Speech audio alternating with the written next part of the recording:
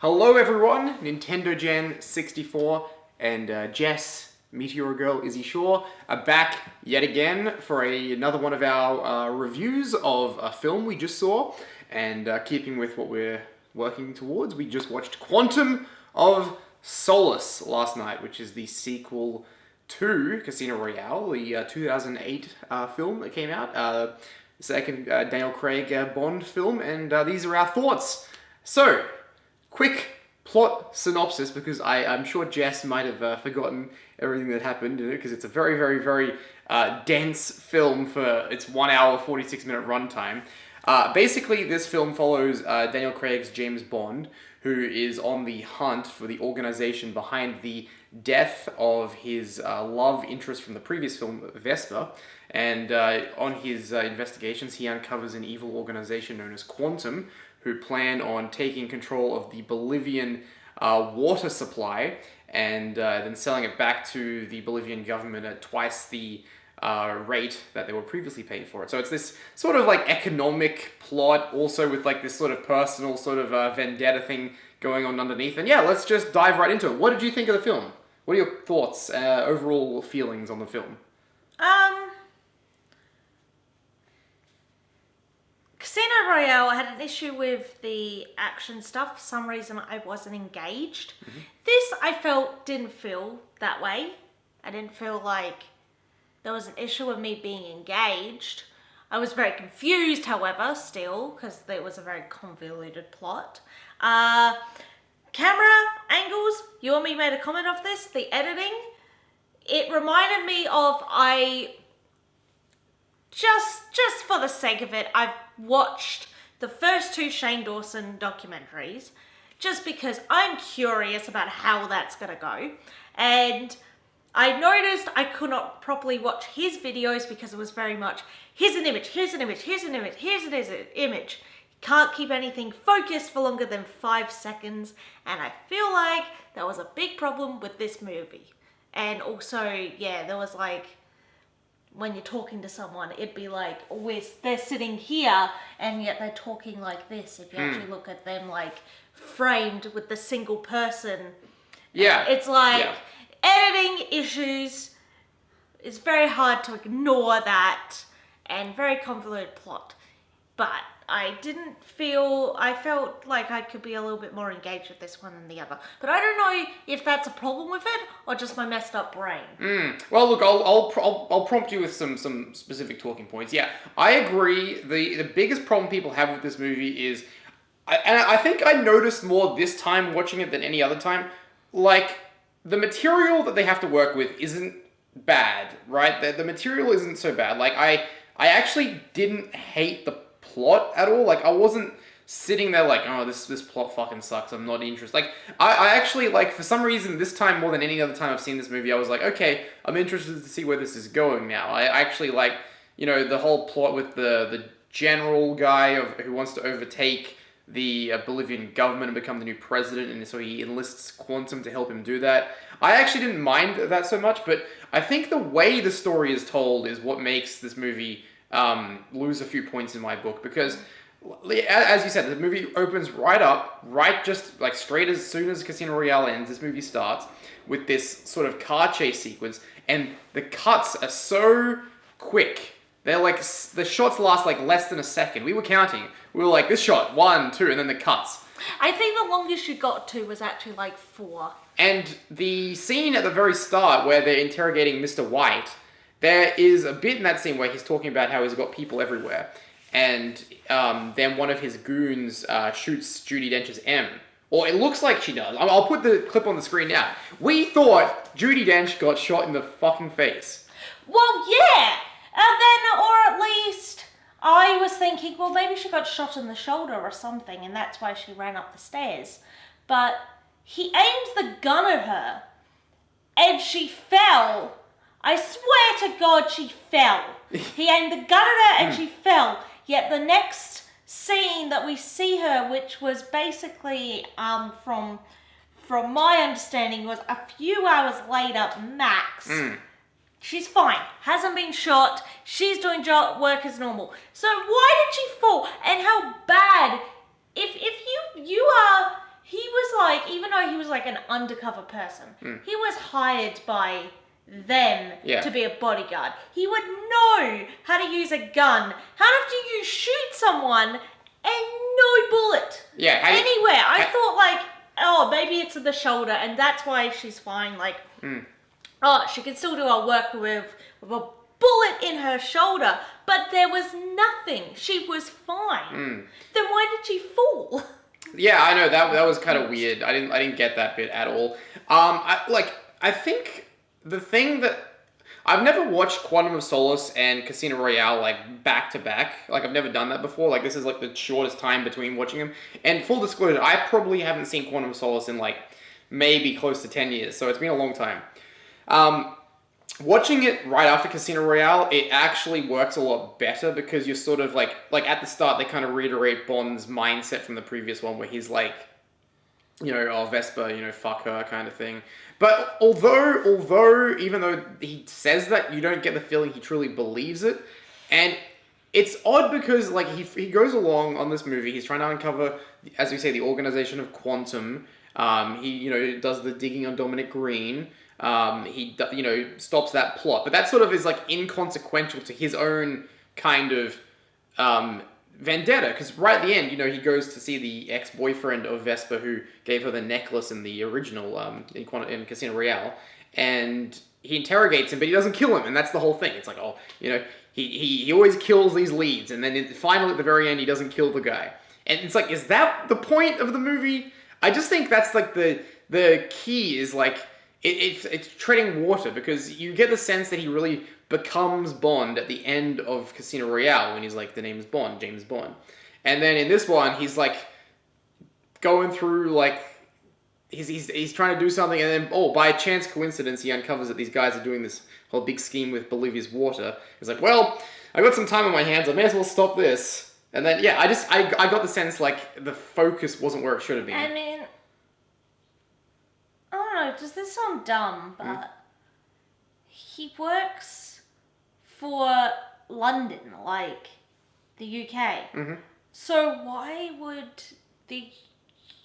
why like a public servant, which is basically his job, he's a public servant of the UK like government.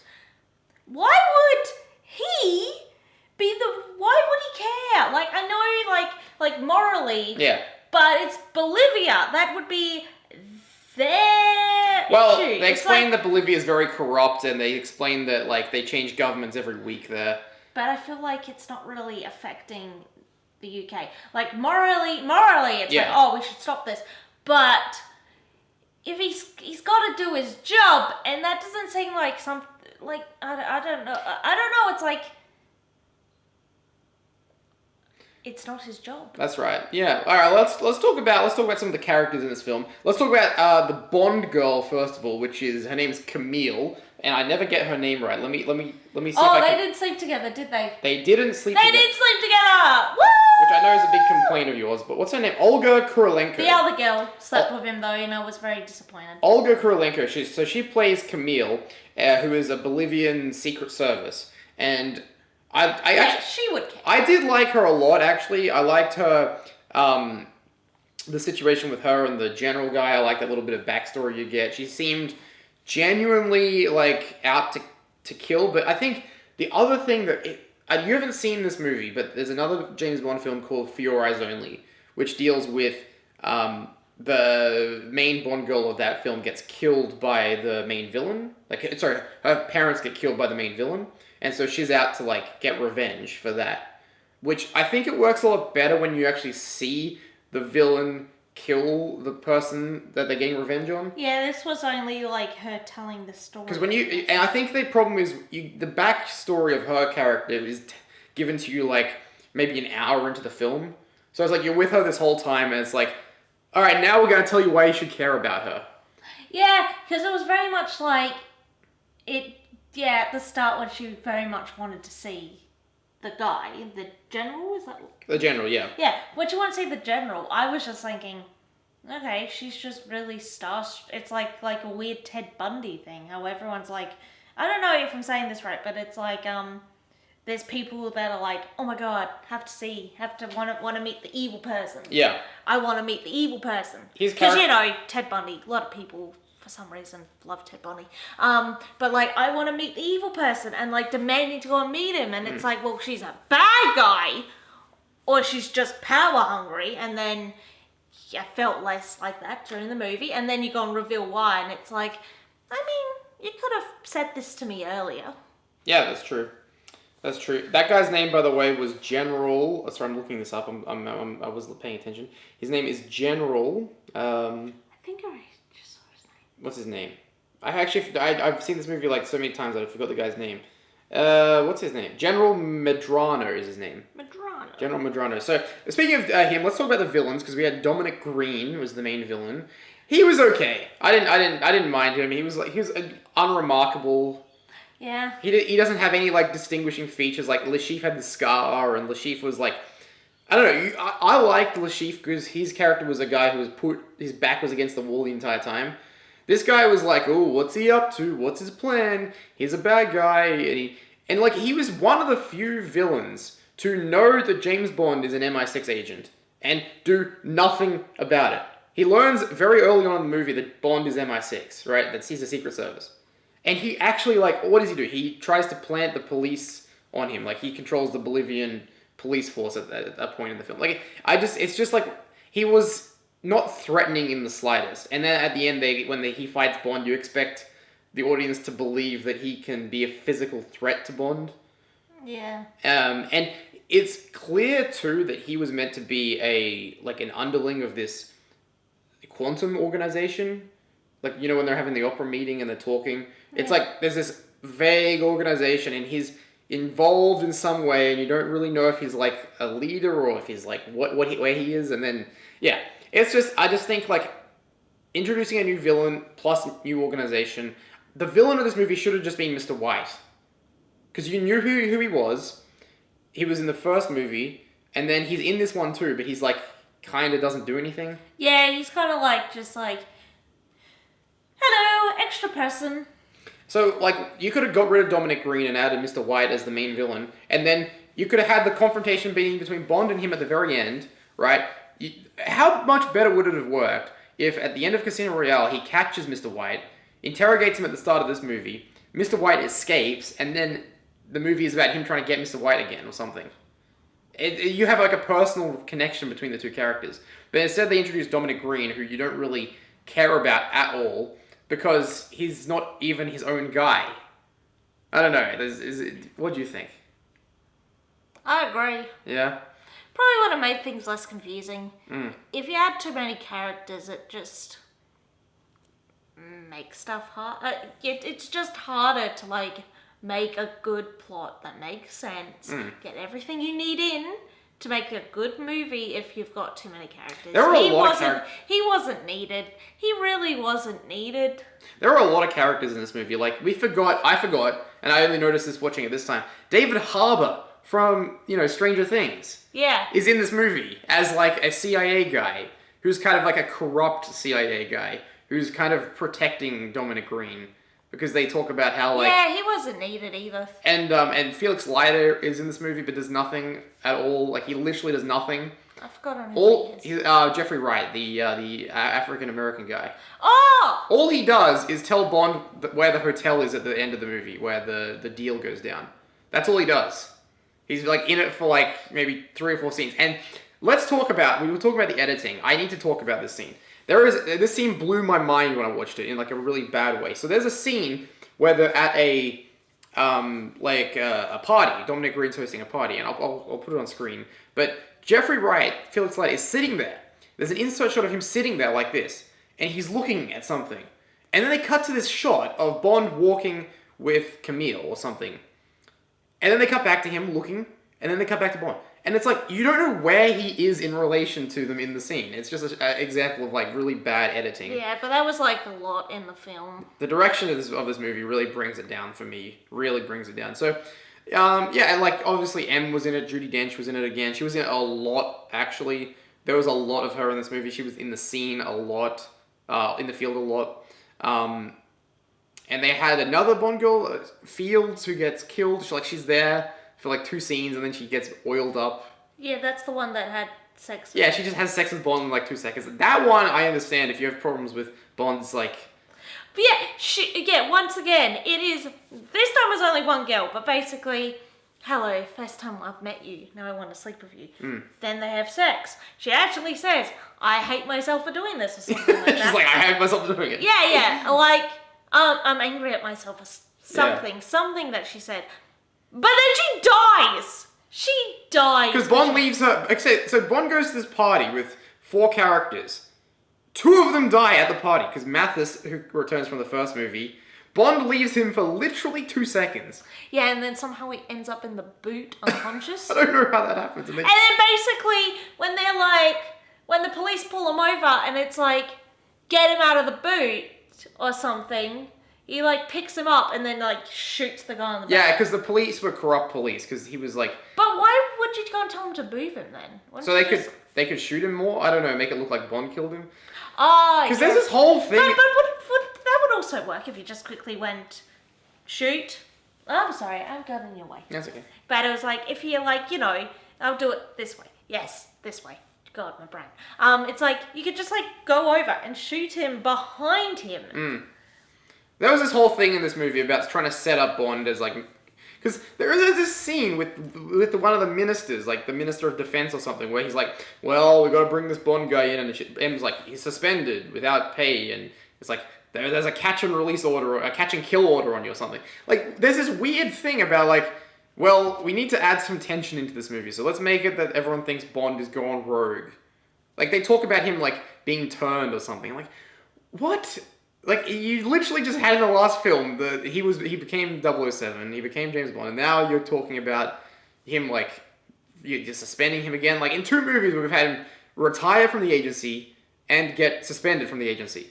Also, he's gone rogue because one person got shot? Yes, I don't know. This movie is just a bit of a mess. And we didn't even talk about Quantum at all. Like, do you know about Quantum? Tell me what you know about Quantum. It is where a group of people have decided to join together and they do bad stuff. Are you interested in learning more about Quantum? Not really. Good, because you will never hear of Quantum ever again. It's a cool name. Let me tell you, I'll tell you something about Quantum. So the organization of this movie, Quantum, right, was because, this is very interesting, you'll love this so much. So in James Bond previously, there was an organization called Spectre, which you may have heard that name before. Spectre. I have heard Spectre a lot. So Spectre was the main evil bad guy organization in the movies. It was actually called SMERSH in the books, but in the movies it was called Spectre, which stands for Special, Special Executive for Corruption, Terrorism, something, and Extortion. Revenge and Extortion. So it's like this evil organization. And basically the guy who named Spectre wasn't Ian Fleming, it was this other guy who owned the rights to it. And he took the rights away from Eon Productions. So when they came around to making this movie, they didn't have the rights to Spectre. So they're like, we want an evil organization, let's use Quantum. So they used Quantum. But then, a few years after this movie came out, they got the rights to use Spectre. Yeah, didn't they name a movie Spectre? Yeah, so they forgot about Quantum because they got the rights for Spectre. So they're like, fuck Quantum, it's Spectre now. So, this whole movie is an orphan film, I call it, because you can't watch it on its own. You can only really watch it after seeing Casino Royale, and even then, in the grand scheme of things, this movie's kind of been retconned from existence. So, because of all those things, I have to give this movie, like, I'm going to give it a 2.25 out of 5. I don't really like this one so much. What about you? 2.5. 2.5. You liked it a bit more than me. Or okay. 3. 3? 3, I'm nice. I'll give it a 3. Okay, 3. So I give it 2. Is it out of 5 or 10? 5. Oh, no. 2. 2. Yeah, it's about a 2. I would not go out of your way. This is the one I wouldn't recommend. So next time we will watch Skyfall, which is one you've probably heard a lot about. Yes, I now have the Adele song stuck in my head. Yes, we're going to watch Skyfall. Oh, yeah, and the music to this movie, terrible. The opening theme song, awful. Don't listen to it. Yeah, so Quantum of Solace, I wish I had more to say about it, but it really is a movie brought down by its editing, and the material isn't enough to bring it up. So, yeah, we will come back and we will talk about Skyfall. Thank you very much for watching. As we always say, farewell for now. And goodbye. Farewell for now, but not forever. Not forever. Yes, alright, see you later, guys. I'm good at this.